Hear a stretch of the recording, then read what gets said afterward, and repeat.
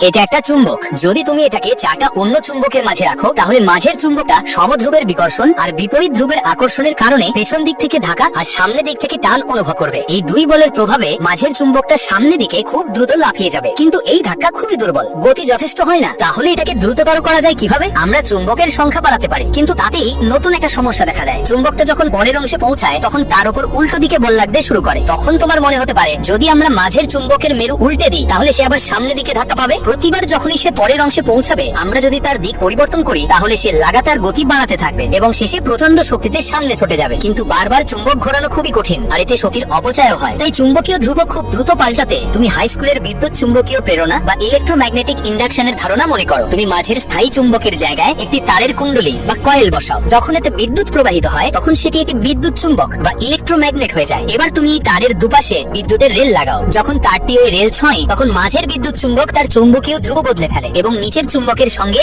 এক ধ্রুবের আকর্ষণ তৈরি করে। ফলে সে নিচের দিকে টান খায়। আবার যখন তারটি রেল থেকে বিচ্ছিন্ন হয়, তখন বিদ্যুৎ চুম্বকের চুম্বক ক্ষেত্র শেষ হয়ে যায়, কিন্তু জড়তার কারণে সে সামনে এগোতেই থাকে। যেই মুহূর্তে সে নিচের চুম্বকের কেন্দ্র পার হয়, ঠিক তখনই সে পরের বিদ্যুৎ রেলের সঙ্গে যুক্ত হয়। আবার ধ্রুব বদলে যায়। এবার সে নিচের চুম্বকের কাছ থেকে বিকর্ষণ পায় আর সামনের চুম্বকের দিকে আকর্ষণ অনুভব করে। এই সব বলের সম্মিলিত প্রভাবে সে আরো বেশি বেগে সামনে ছুটে যেতে থাকে। এখন যদি তুমি পুরো ব্যবস্থাটাকে একটি এয়ারক্রাফট ক্যারিয়ারের ডেকের নিচে বসাও এবং মাঝের বিদ্যুৎ চুম্বকের সঙ্গে একটি ক্ল্যাম্প লাগাও, তাহলে যখনই কোনো ফাইটার জেট লঞ্চ করতে হবে, শুধু ওই ক্ল্যাম্পটা বিমানের ল্যান্ডিং গিয়ারের সঙ্গে যুক্ত করে উপযুক্ত বিদ্যুৎ প্রবাহ চালু করলেই হবে। তখন এই ব্যবস্থা 30 টনের বিমানকে মাত্র 2 থেকে 3 সেকেন্ডে প্রায় 260 কিলোমিটার প্রতি ঘন্টার গতিতে পৌঁছে দিতে পারে, আর বিমানটা উড়ে যায় আকাশে। আর তোমার একটা সাবস্ক্রাইব আমাদেরকে আরো ভালো কন্টেন্ট বানানোর শক্তি যোগায়।